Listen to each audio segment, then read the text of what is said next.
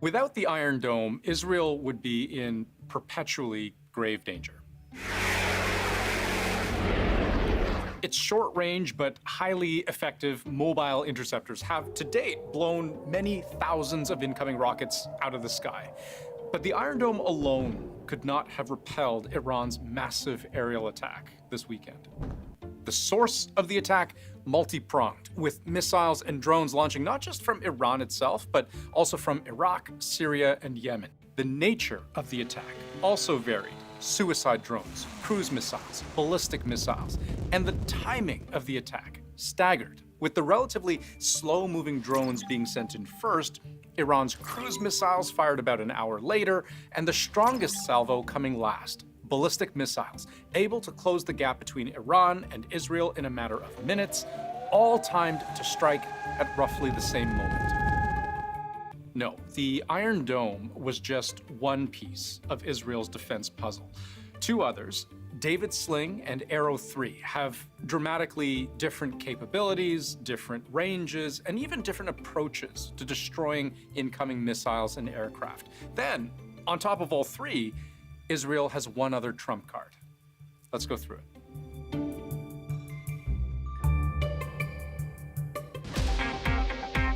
That video, posted online by the Israeli army 3 years ago. The Iron Dome is the bedrock of Israeli missile defense.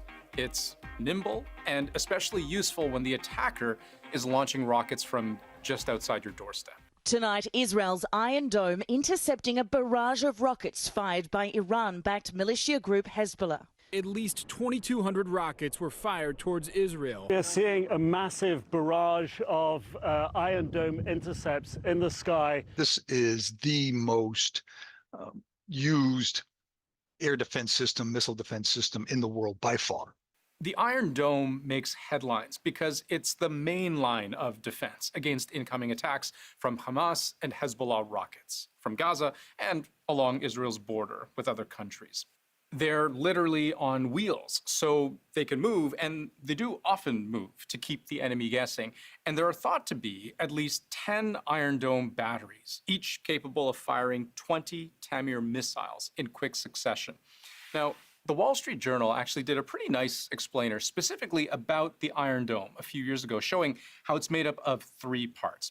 So you have radar, command and control, and the missile batteries themselves.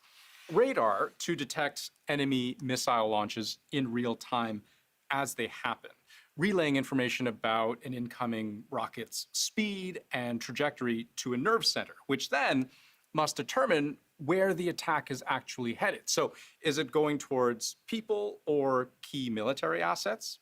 If so, it launches a guided missile, which is in constant communication with the ground. Then, what's interesting, the missile never actually hits the incoming rocket. It blows itself up nearby.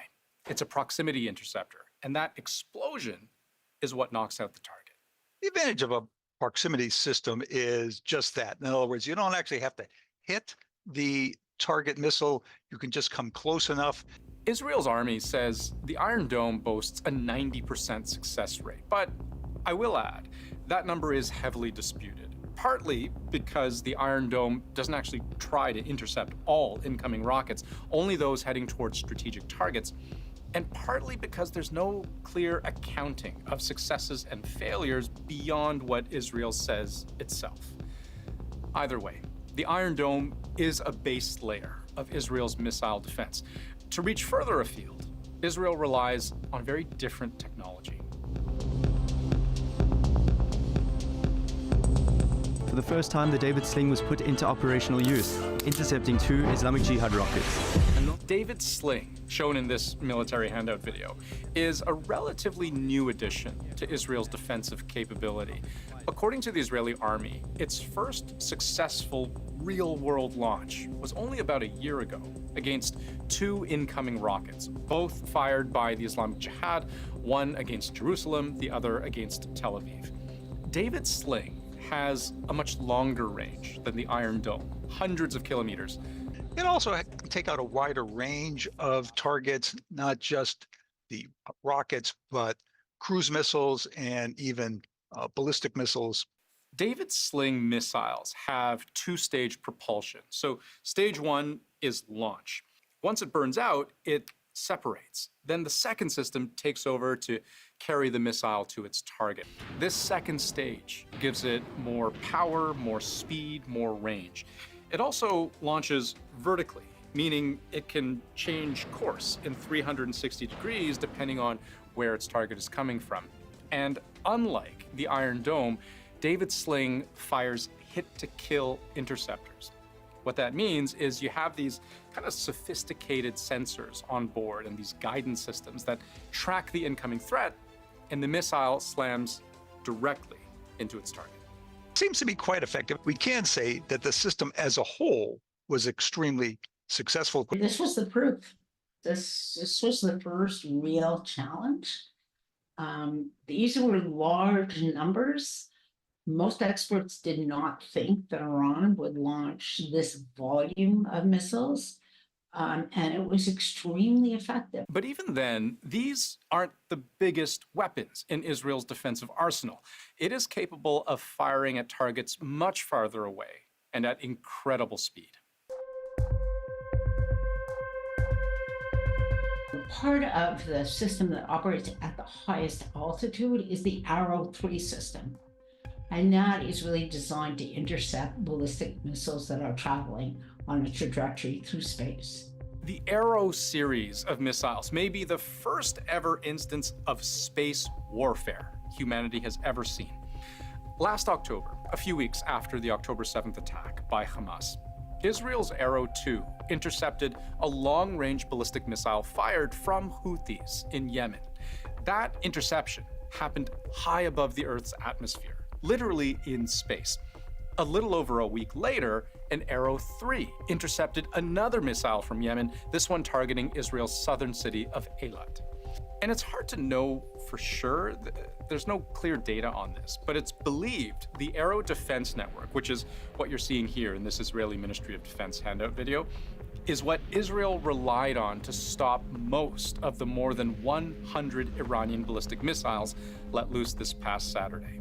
Of the weapon systems we've discussed, the Arrow is capable of flying the furthest. It's exo-atmospheric, so exo-atmospheric, meaning it flies high, high up, and it's hypersonic, meaning it travels more than 5 times the speed of sound. The thing about the Arrow is that it's designed for longer range systems. In other words, a long range missile that's being fired at Israel. And these longer range missiles, because they go much higher into the atmosphere, come down with much greater speed. So you need a faster interceptor, one that can also go out further. That's what sets Arrow apart from David's Sling and Iron Dome.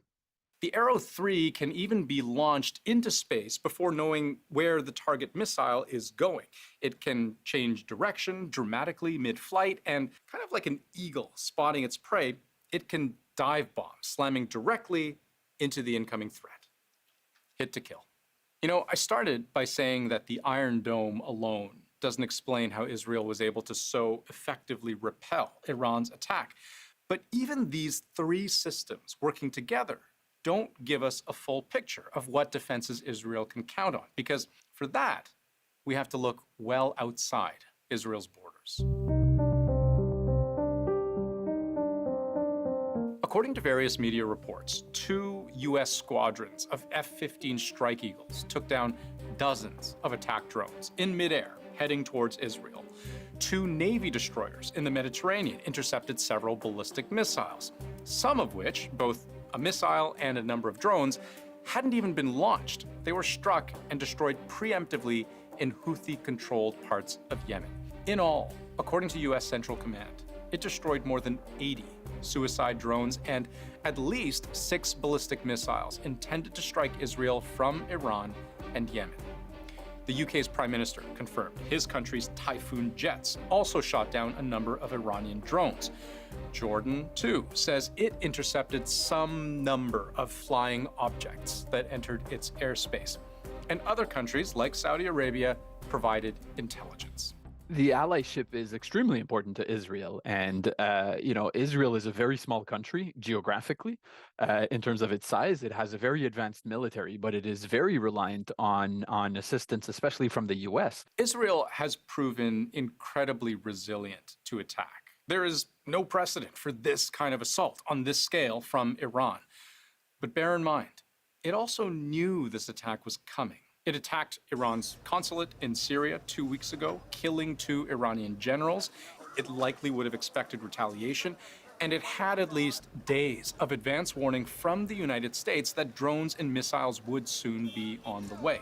Iran was surprisingly transparent, not only publicly, but also privately through diplomatic back channels to the US and Israel to clearly signal that an attack was coming. Yet, even still, of the 300 drones and missiles Iran launched, a dozen or so got through, hitting an Israeli airbase and severely injuring a 7-year-old girl. So now, as Israel weighs its next move, strike back or de-escalate, it will have to take into account how willing its partners will be to wage a wider war. Because if one thing has become clear, it's that Israel counts on its allies not just for funding, but also for firepower. It can't go it alone.